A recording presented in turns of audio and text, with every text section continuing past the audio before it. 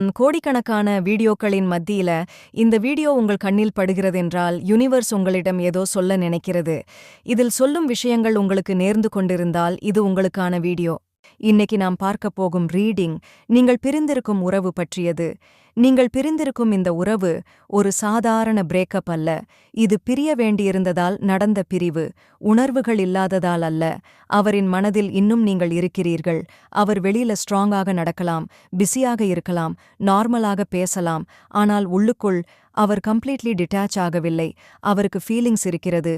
ஆனால் அந்த ஃபீலிங்ஸை அக்செப்ட் செய்ய அவருக்கு பயம். ஏன் தெரியுமா? வல்னரபிலிட்டி. நான் மீண்டும் காயமடைந்தால், நான் முதலில் வந்து பேசினால் என்ன ஆகும் என்ற ஈகோ பிளஸ் ஃபியர் மிக்ஸ் ஆகியிருக்கிறது. அவர் உங்களை மறக்க முயற்சிக்கவில்லை. அவர் தன்னையே கண்ட்ரோல் செய்ய முயற்சிக்கிறார். இப்போது நீங்கள்தான் அதிகமாக ஃபீல் பண்ணுகிறீர்கள். நீங்கள் இரவில் நினைக்கிறீர்கள், இது திரும்புமா? அவர் இன்னும் நினைக்கிறாரா?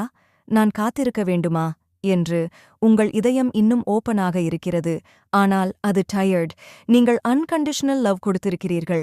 ஆனால் ரெஸ்பான்ஸ் பேலன்ஸ்டாக கிடைக்கவில்லை. இந்த பிரிவு பெர்மனன்ட் செப்பரேஷன் எனர்ஜி இல்லை. இது கார்மிக் பாஸ். லெசன் கிளியராகும் வரை யுனிவர்ஸ் ஹோல்ட் பண்ணி வைத்திருக்கிறது. இந்த உறவு லஸ்ட் மட்டுமல்ல, இது சோல் கனெக்ஷன். அதனாலதான் டிட்டாச் ஆக முடியவில்லை. ஃபியூச்சர் எனர்ஜி சொல்லுவது ரீயூனியன் சாத்தியம் இருக்கிறது. ஆனால் ஒரு பெரிய ரியலைசேஷன் பிறகுதான். அவரின் ஈகோ சாஃப்டன் ஆக வேண்டும். உங்கள் இன்செக்யூரிட்டி ஹீல் ஆக வேண்டும்.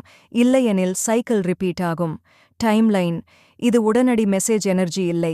7 வாரங்கள் முதல் 2 முதல் 3 மாதங்கள் வரை ஒரு ஸ்ட்ராங் எமோஷனல் ஷிஃப்ட் இருக்கிறது. ஒரு சடன் கிளியாரி மெமெண்ட் வரும். அவர் உள்ளுக்குள் உணர்வதை இக்னோர் செய்ய முடியாத ஒரு நாள் வரும். ஆனால் யூனிவர்ஸ் உங்களிடம் கேட்கிறது, நீ இந்த ரியூனியனுக்கு தயாரா அல்லது பேனை மட்டும் தாங்கிக் கொண்டிருக்கிறாயா? இந்த டைம் உங்களுக்கான க்ரோத் பீரியட். சேஸ் செய்யாதீர்கள். அமைதியாக இருங்கள். டிட்டாச் ஆக வேண்டாம், பட் டிபெண்ட் ஆகவும் வேண்டாம். உங்கள் வேல்யூவை ப்ரொடெக்ட் செய்யுங்கள்.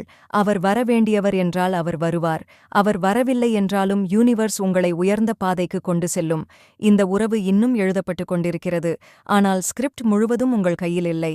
டிவைன் டைமிங்கை நம்புங்கள்.